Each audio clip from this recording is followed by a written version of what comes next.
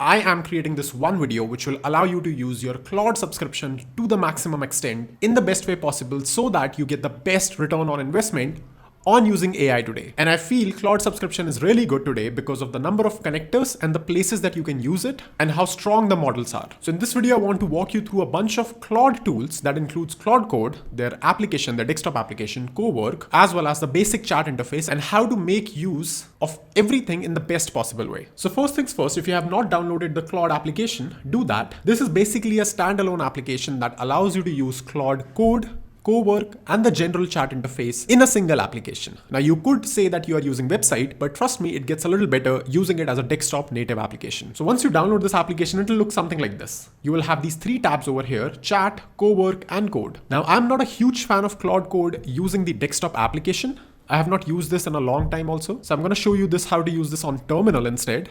But you can try to use this within this application itself if you want. The fundamentals will still remain the same. I'm going to start with the basic chat application because in this itself, there are a lot of things that you as a techie can learn to use. So see, generally how I use chat application over here is for everything day to day, right? Which could be technical, which could not also be technical. For example, any video idea that I'm about to research or any architecture decision that I'm about to dig deep into, something where I need a second brain to just discuss with, to argue with, to just figure out if I'm doing the right thing or not. However, this is equally a good thing to use to learn something new about as well. For example, I can ask it, can you tell me how does DNS work? Explain deeply with diagrams, right? So wherever you think that the topic that you are asking could use some diagrams, you should ask it, because Claude has a new feature, Opus has a new feature, which allows you to construct diagrams within the application itself, which you will see now. While it's also streaming the response, you can see that I have selected Opus 4.6 extended, which is something that you should use always, right?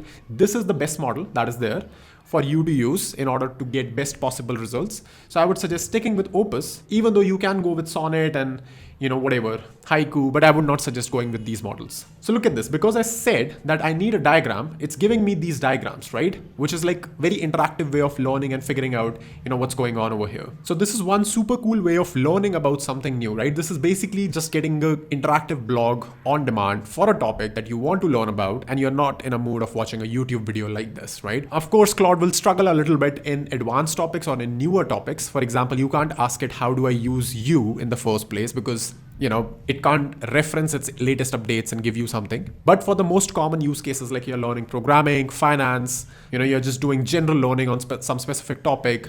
Recently I've been talking with Claude about how do I save that plant that you see behind me. It is just having a rough patch. So I'm using this to, one of my chats is actually about that. So very broad, very weird use cases. You can go ahead and let Claude help you figure that out. And as you see, this DNS thing that I just talked about, it's super detailed, right? There are a bunch of diagrams. There are a bunch of step-by-step things that it's teaching me. It's teaching me about different sort of records. It's teaching me about caching as well. So many things are there within a single small response. So I'm not giving you, I'm not giving you prompt techniques, prompt tricks, nothing like that. These models are smart enough, they're good enough, but you do have to tell it to explain you deeply, tell it, use diagrams, and just use better models, right? Use advanced models, which are good enough for you to understand what you want. There are many more things that you can do within this application itself. If you write a slash over here, you will see there are skills, there are connectors. Connectors are basically giving your Claude desktop application access to other things on your system, right? So if I go to this manage connectors, you will see that I have the ability to give my Gmail access, my calendar access, my Drive access as well. You can also give Claude access to control your browser, which is what this Claude in Chrome is. Most of my use case is not around things like Drive and Calendar and Gmail, because I have a better product for that, which also happens to be sponsor of today's video, that is SurfSense. So just like Claude is an all-in-one stop for your personal chats or coding needs or co-working space, SurfSense will feel very obvious and very much focused towards NotebookLM for Teams initiative. There are so many connectors available inside SurfSense, which you can connect, and SurfSense will automatically be able to pull data from all of these systems. For example, I added web page as a connector and I gave my documentation as a resource to SurfSense. I can also upload multiple PDF files, documents, PRDs, things which are important for my own company, my own team, so that we maintain a simple single place for querying or asking anything. Let's say for now, I only select the documentation that I had and I ask it a question. How do I do live streaming on Fermion platform? And look at this. It is able to reference the documents that I gave it, which is like the full documentation resource. and it can give me back what the documentation is saying in its own large language model understanding, right? Super interesting and super useful if you have a bunch of team members and people and your documentation and your resources are spread across Drive, your docs, your internal platform, Gmail, even YouTube videos, which you can link through Manage Connector. Just like Claude will help you streamline your workflow, SurfSense will allow you to have a dedicated streamlined workflow for your full team. And the best part is that SurfSense is fully open source. The fastest way is to start from their website itself, but if you want to set up your own SurfSense, you can go to their GitHub repository and check out their code. SurfSense right now is also free to start with, even their pro plan. So do check out, the links are in the description, give them a star on GitHub, and now back to the video. Next up is Cowork.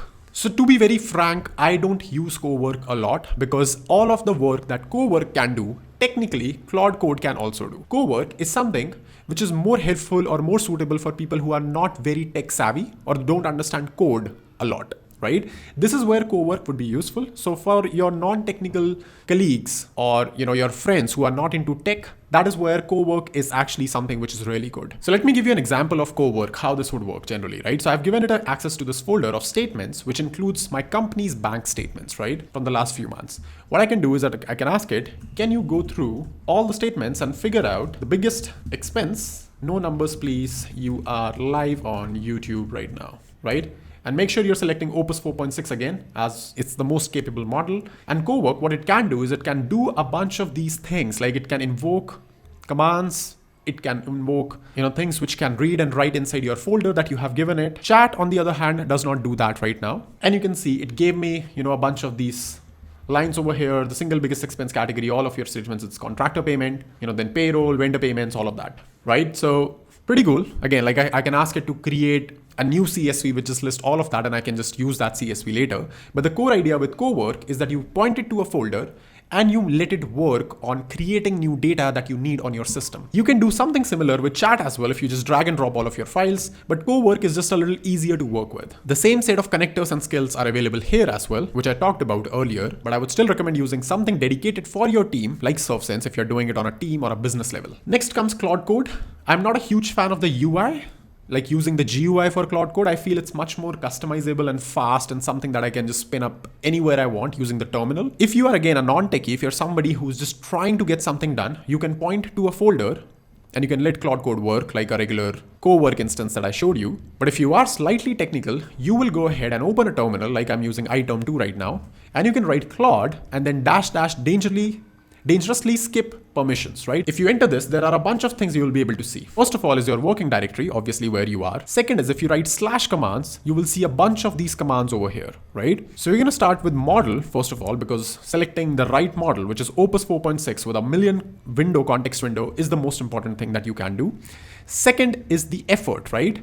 You can see you can have low, medium, high effort. I would suggest keeping this to high. This is like a good amount of effort.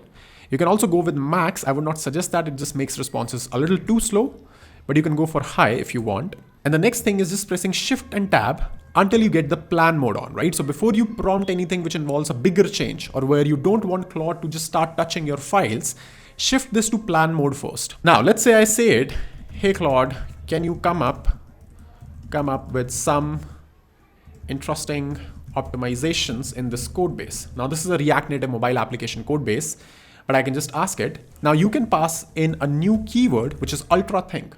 If you set this ultra think, what this does is that it sets that effort that I already showed you to high, right?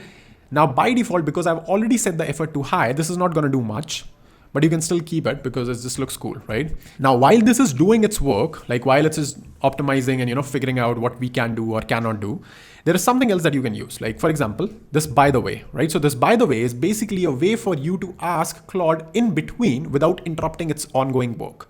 So if I ask it, hey Claude, hey, what is 2 + 2, right? So again, you can ask something which is completely unrelated, like I am doing right now.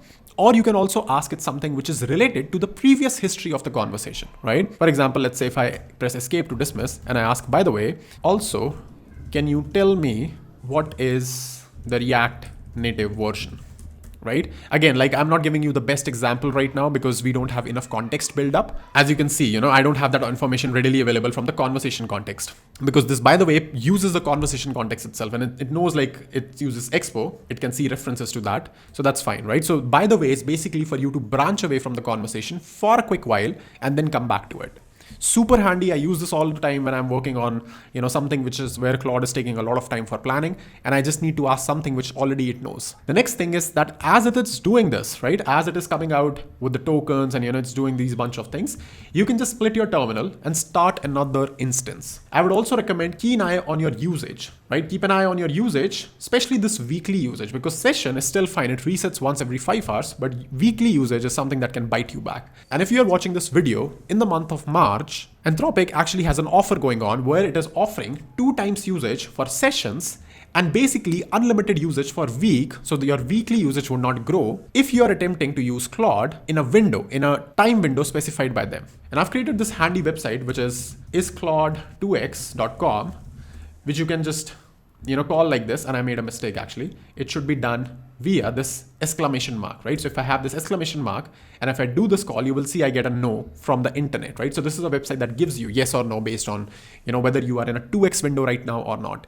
If you are in 2x, the usage that you're seeing for your current session increases by 2x and the current weekly usage is paused, right? So this bar will not increase and this bar will increase slowly. It'll increase 2 times slowly, which also brings me to my another trick, which is just using this exclamation for bash mode, right? So basically you can run any commands which you would run normally on a bash without exiting Claude Code. Again, super handy. You can just start another terminal, sure, but you can just use this as well if you want to just run quick commands. You can also set this effort thing, right, which I showed you with ultra thing. This actually sets it to high. You can manually set this to max as well. It uses a lot of tokens and it also is a little bit slow. So I don't recommend setting this as max by default, but you can play around with this for planning or things which should take a lot of time. Next is that you can just call clear inside Claude so that it clears the context. It just clears everything, right? So you don't have to do this if you are in middle of a session.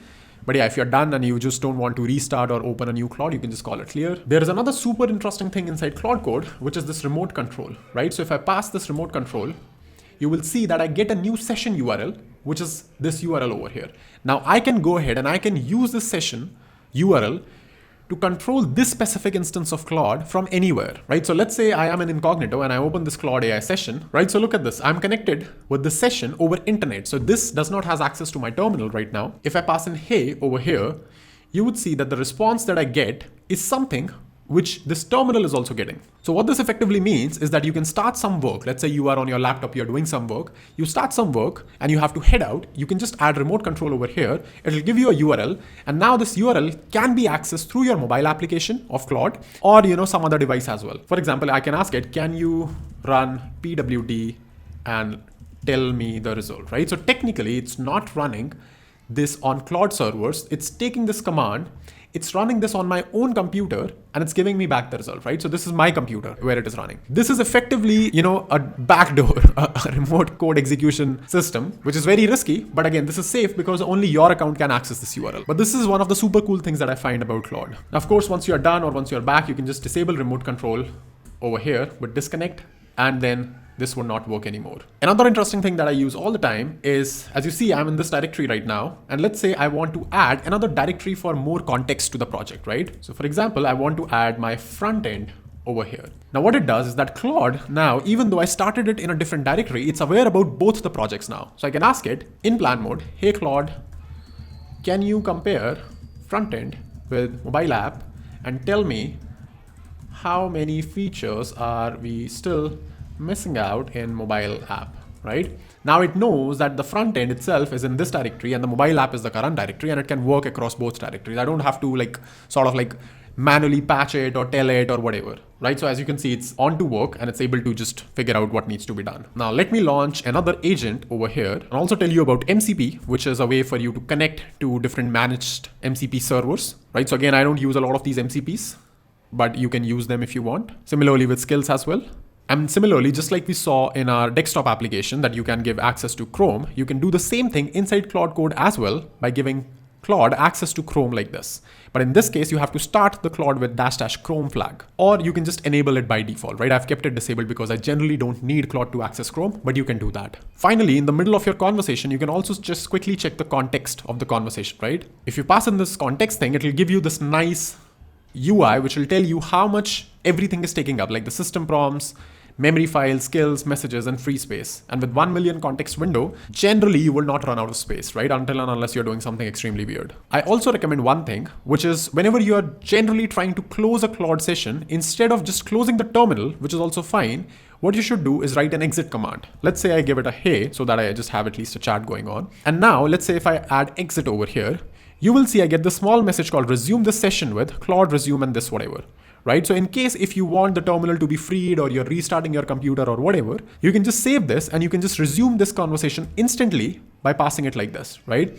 What happens with me a lot of times is that even though there is a Claude --resume, if you pass it without the conversation, you will still get a lot of these conversations over here, but I get lost in them, right? So an easy way, if the conversation itself is important for you, is to exit it in such a way that it gives you this resume flag with the ID of the conversation. And very recently, Claude has also released Claude Code channels, which allows you to control your Claude Code session through select MCPs, starting with Telegram and Discord. So basically, this is sort of like, you know how you are able to message your bot in OpenClaw using Telegram. This is obviously not exactly the same thing, but this is where, sort of a little bit of where the spirit lies. So for Telegram, you have to create a new bot, you have to install this plugin, configure your token, and you have to restart Claude with this channels flag, right? So once you do that, you're able to get basically that same remote control sort of behavior that I showed you, but instead of opening Claude desktop application, or Claude application on mobile or inside browser, you can just use your Telegram app. Now again, just for full context, I don't want to encourage you to use dangerously skip permissions, because this is indeed what it says. It's dangerous because it is able to run anything, any command on your system. But if you're running an intelligent model and you're giving it precise instructions on what to do, there are very, very slim chances that your model actually does something wrong. But again, that being said, I would say that if you're doing this as your own responsibility, and make sure that you are responsible enough to understand the risks that come with AI running, basically on your system like this. So yeah, that's pretty much it for this video. Make sure you leave a like and subscribe to the channel, and do check out SurfSense, which is the sponsor of this video, which allows you to create an amazing NotebookLM-like experience for your teams internally. It's free of cost to start with, and in their beta phase, they are also allowing a lot of credits free once you sign up. That's all for this one, and I'm gonna see you in the next video very soon. If you're still watching, make sure you leave a comment "I watched till the end" below to tell me that you were still here, and let me know what do you think about the video.